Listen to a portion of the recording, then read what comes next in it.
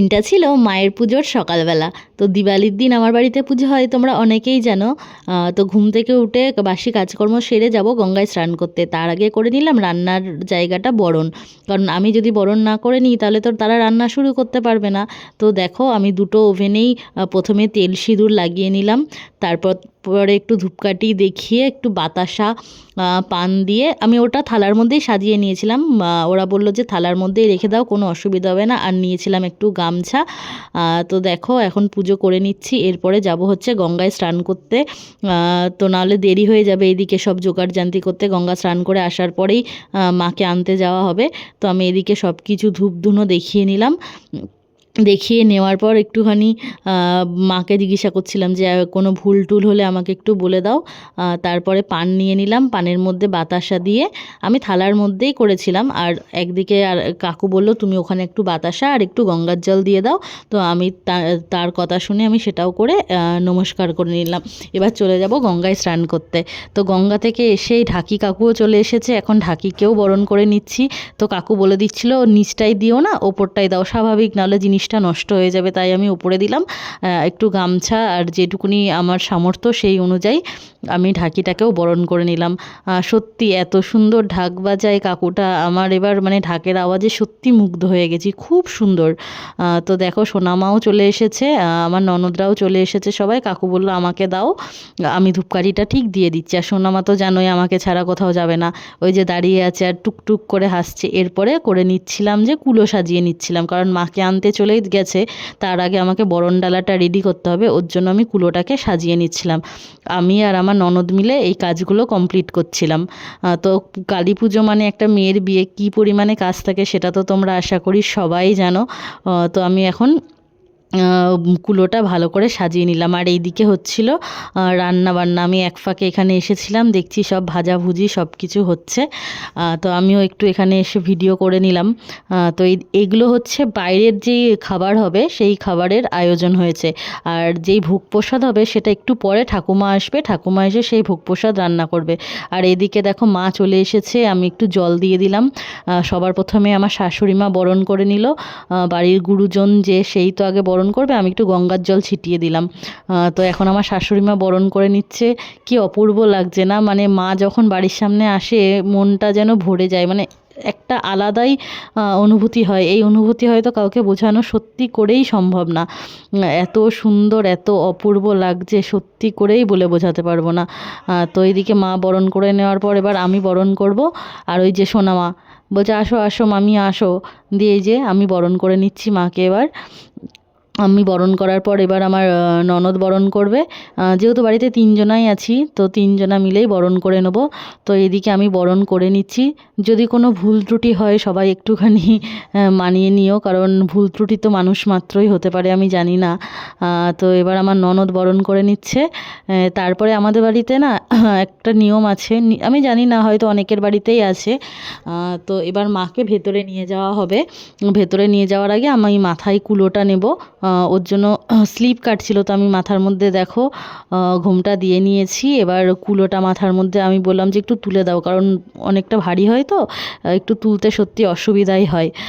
তো দেখো আমি তুলে নিয়েছি, এবার আমি দাঁড়িয়ে পড়লাম। এবার মাকে নামাবে, তারপরে একসাথে ভেতরে প্রবেশ করব। তো ওই যে চলে এসেছে ওখানে বাবা আর কর্তামশাই দুজনা মিলে এখন মাকে নিয়ে আসছে। আর আমি সামনে এসে দাঁড়িয়ে আছি। তো ওরা দুজনা মিলেই প্রত্যেকবার নিয়ে আসে। আর ওই দিকে কাকু বলে দিচ্ছিল যে এইভাবে এইভাবে ইয়ে করো, কাজ করো। তো যাই হোক এই যে মাকে নিয়ে আসা হচ্ছে, দেখো কি অপূর্ব লাগছে না। মা আসছে আসছে আসছেই ভালো, কি করে যে দিনটা কেটে যায় সত্যি করেই বুঝতে পারি না। তো মাকে নিয়ে চলে আসা হলো, সত্যি মনের মধ্যে একটা আলাদা শান্তি কাজ করছে। আর এই পুরো ভিডিওগুলোই করে দিয়েছে আমার ননদের ছেলে, মানে আমার ভাগ্নে।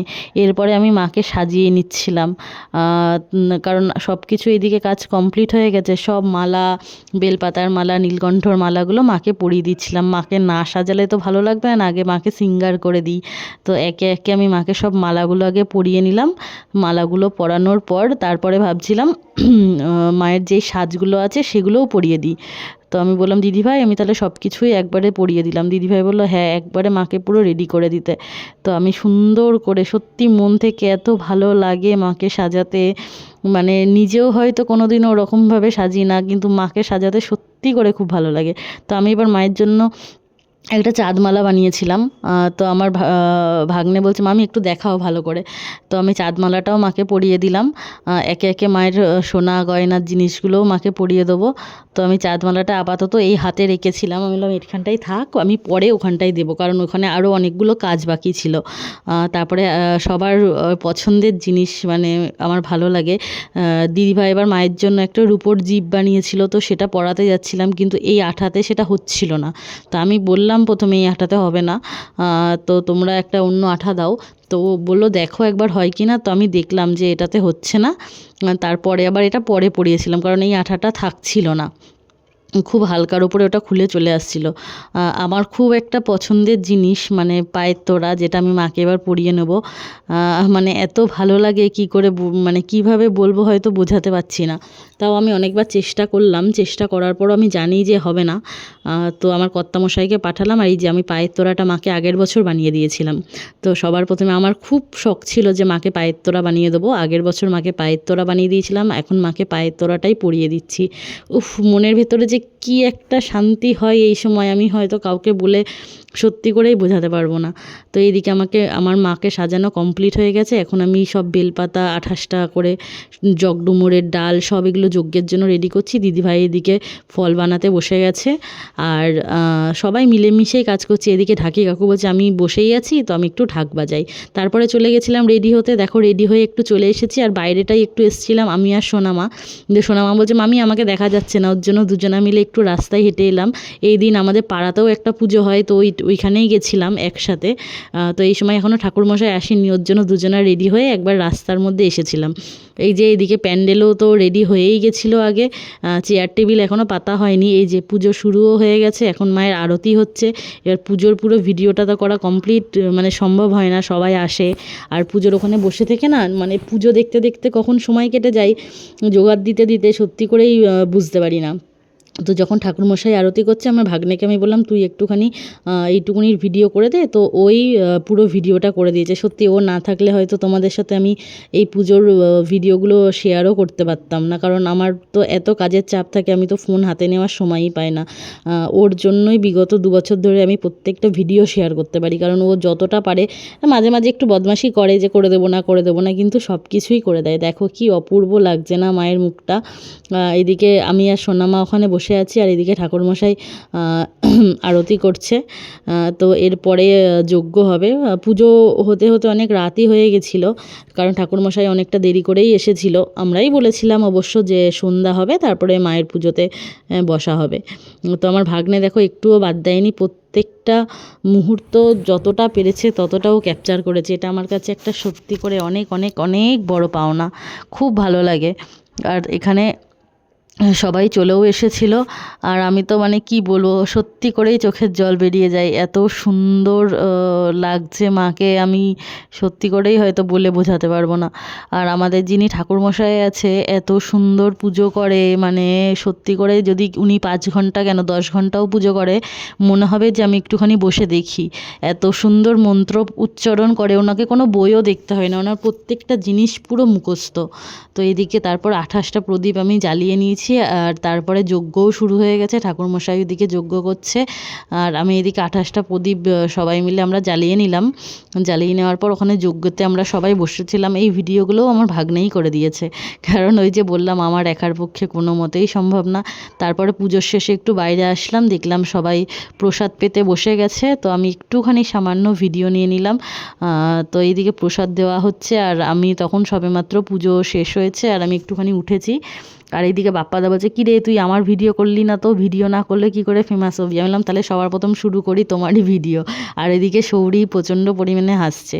এটা হচ্ছে সবার থেকে কষ্টের মুহূর্ত, পরের দিন মায়ের বিদায়বেলা। তো চলে গেছিলাম আমরা গঙ্গার ঘাটে সবাই। তো গঙ্গার ঘাটে যাওয়ার পর এখন মাকে এত সুন্দর করে সাজিয়েছিলাম, সত্যি করেই খুব কষ্ট হয় মানে খুলে নিতে সব কিছু, কিন্তু কিছু করার নেই, নিয়মের ওপর দিয়ে তো আমরা কিছু করতে পারবো না। তো এখন মায়ের সব গয়নাগাটিগুলো খুলে নিচ্ছিলাম। আমি খুলতে গেলাম, আমার কর্তামশাই এসে বলছে দাঁড়াও দাঁড়াও দাঁড়াও, আমি একটা ফটো তুলে নিই। ও তো সারাদিন এত কাজে ব্যস্ত থাকে, সময় ওর হয়ই না। তো এই মুহূর্তে ও এসে আমাকে বললো একটুখানি দাঁড়াও, আমি দুটো ফটো তুলে নিয়ে বললাম ঠিক আছে তুমি তুলে নাও, তারপরেই আমি মায়ের গয়নাগুলো খুলবো। তো ওই যে ওর ফটো তোলা হয়ে গেছে। তো ফটো তোলার পর আমি বলছি, আর গঙ্গার ঘাটটা এত সুন্দর লাগছিল, চারিদিকে মা, মানে এত ভালো লাগছিল, পরপর লাইন দিয়ে মা দাঁড়িয়েছিল। তারপরে আমি একে একে মায়ের সব জিনিসপত্র, সোনা গয়না, পায়ের তোড়া, যা সাজের জিনিস আছে সব কিছু খুলে নিচ্ছিলাম। এদিকে খুলে খুলে দিদিভাইয়ের হাতে দিচ্ছিলাম। আর ওই যে ওইদিকে আমার সোনা পাপা দাঁড়িয়ে আছে, ও খুব আনন্দ করেছে, একটা ছোট্ট মানুষ কিন্তু এত আনন্দ করেছে। এই খাড়াটা না আমি প্রথম বছর পুজোতে, মানে আমার বিয়ের পর প্রথম বছর আমি মাকে বানিয়ে দিয়েছিলাম। তারপরের বছর আমি সোনার টিপটা বানিয়ে দিয়েছিলাম।